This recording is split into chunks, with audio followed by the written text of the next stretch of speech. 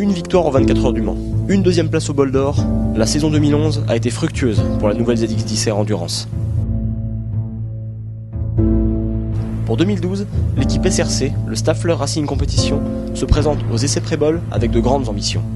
Nous avons suivi l'équipe pendant 2 jours pour vous montrer comment un team officiel prépare sa course de 24 heures.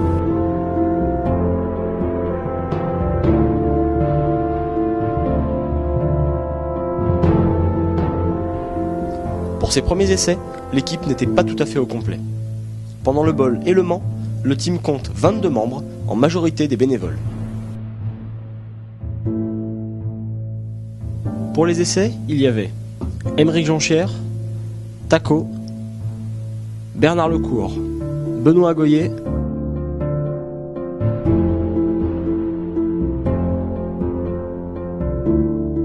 Thomas Loiseau, Isabelle Staffler, Pascal Bost, Grégory Leblanc.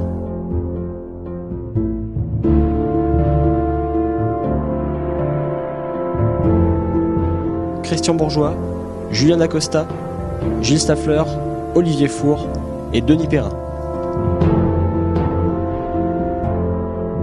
La moto étant déjà utilisée depuis l'année dernière, l'équipe dispose d'une base de réglage solide. Il suffit juste de peaufiner. Bon, la moto est quand même assez réglée. Vu qu'on a déjà roulé les dernières au Bol avec la même moto, on a déjà les bases, donc on peaufine ces 2-3 clics à gauche, à droite, histoire d'améliorer. Mais on bosse surtout sur les pneus. Les pneus, c'est LE programme le plus important pendant ces 2 jours de test. Grip, usure, performance globale, tout est passé en revue par chaque pilote. Et à la fin de chaque roulage, il y a débriefing où le pilote donne son avis. Et Pirelli a apporté beaucoup d'enveloppes à tester. Julien Dacosta, pilote sur la 11, nous explique pourquoi. On essaye de trouver le pneu qui va correspondre à la température de piste, ça c'est important. Les Pirelli sont sensibles à la différence de température et on va dire que sur une plage de 10 à 40 degrés de température de piste, on peut avoir jusqu'à 4 pneus par fourchette. Mais le comportement des pneus est également différent tout au long du relais.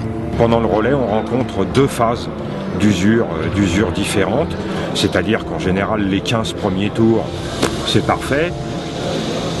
Après bon, il y a un petit peu moins de performance due à l'usure et à l'échauffement du pneu et encore un petit step moins performant sur, on va dire, sur les 6-7 derniers tours. Plus généralement, il faut aussi trouver le bon compromis entre performance et facilité de pilotage, ce qui est essentiel pour une course aussi longue. Il faut garder à l'esprit que c'est 24 heures et c'est un peu usant, on va dire, pour le physique. Et le fait qu'elle soit confortable, facile à piloter sur le circuit, qui est exigeant, ici Manicourt c'est exigeant, c'est vraiment un plus pour tout l'équipage d'être au maximum de sa forme tout en pilotant vite.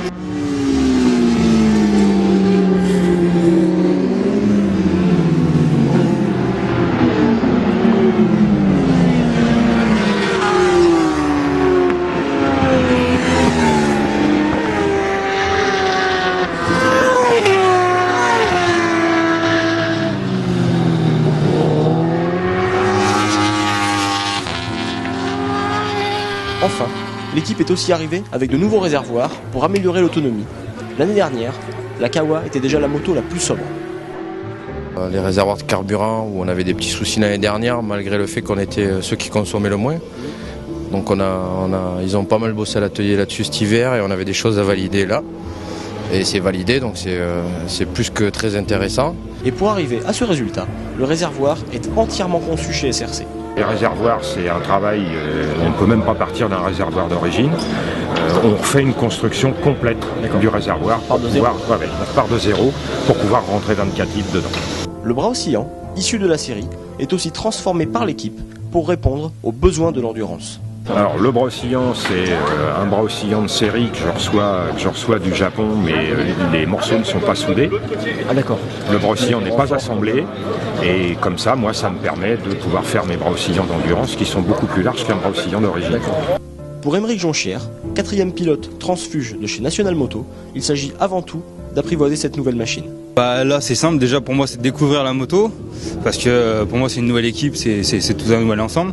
Je suis plutôt à l'aise dessus, mais après il y a encore certaines petites choses où il faut que je travaille, parce qu'il y a tout ce qui est anti-patinage, anti-wheeling et même la partie cycle, enfin la moto en elle-même vraiment est différente de ce que j'ai pu connaître par rapport à la Honda où j'étais avant.